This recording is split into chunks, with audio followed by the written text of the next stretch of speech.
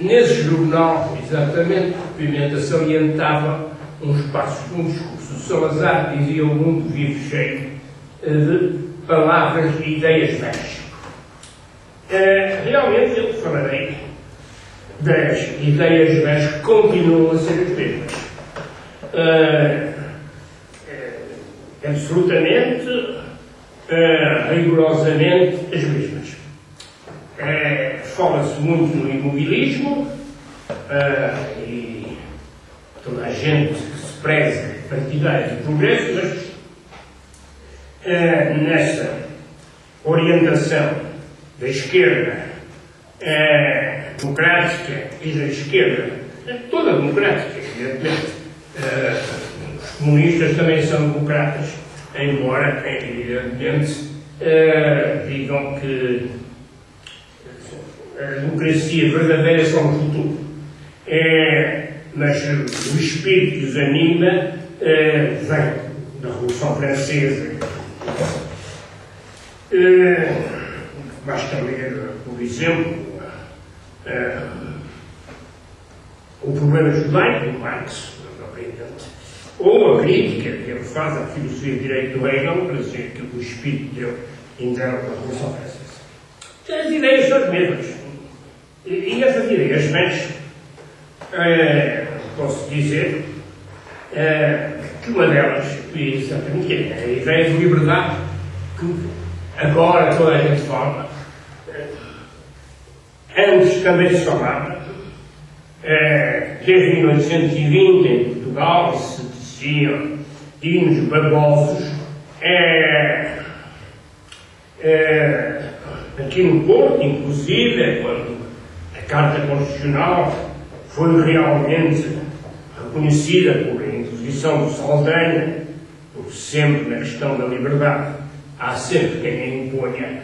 É muito curioso, mas e lembro-me também de uma recordação pessoal. Eu tive uma viagem com um americano e uma sobrinha do Teixeira Pascoais. Eu ia para Lisboa, ainda antes do dilúvio, antes do 25 de Abril. Mas, claro, já havia a guerra nuclear. E o americano queria convencer-nos que realmente a nossa posição era injusta e, a determinada altura, a sobrinha Teixeira Pascoais, até mais do que eu, indignou-se. E ele então dizia: mas essas considerações nacionais são muito respeitadas, mas eu falo de uma coisa superior. I speak freedom. Freedom, António. António era eu. Porque, batismo. Depois I speak freedom. E dizia aquilo, e mais não saía da cabeça. Não, ali não saía. Era como se fosse realmente uma vivência e uma ideia que não era possível contestar e tal. Ora, se formos ver qual é o conteúdo dessa ideia, o conteúdo dessa ideia é exatamente uma ausência de conteúdo. É uma grande indeterminação. Pois, muito bem, a liberdade, um problema que se põe é logo, liberdade de quê? Liberdade para quê? Sem que é uma coisa que não tem contornos. A liberdade de tudo é uma indefinição total. Ora, bem sei que há filósofos que defenderam esse ponto de vista. Por exemplo, o Croce. O Croce dizia: não, pois que a liberdade é tudo, é a história toda. Até um dos livros dele foi traduzido, a História como realização da liberdade. Agora reparem logo, se é tudo, então, ou o fascismo, o nacionalsocialismo, as correntes antiliberais também são produto da liberdade, também são liberdade, e como é que podem ser condenadas em nome da liberdade, ou então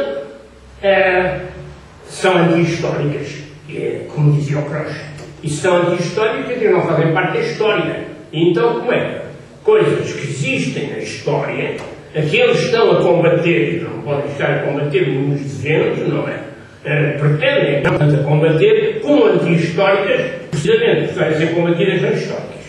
Portanto, vamos dizer, o anti-histórico, evidentemente que é um absurdo, tudo está na história, sim senhor, tudo está na história, mas o que não é tudo a mesma coisa. As coisas se diferenciam, umas sim, outras não, mas umas outras não. E é isso que a primeira coisa que se tem que dizer acerca da liberdade.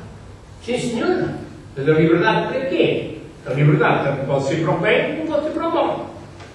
A liberdade tanto pode ser para se afirmar a si própria, na sua vacuidade, como pode ser negada por si própria. É uma ideia inteiramente absurda por isso, porque envolve a sua autonegação. Eu, por exemplo, sou antiliberal, sou contra a liberdade, pois ninguém me está por enquanto a obrigar, nem nunca obrigou, ao contrário, faziam sempre as pressões no sentido contrário. E evidentemente estão a ver, portanto, há inimigos da liberdade e das duas uma.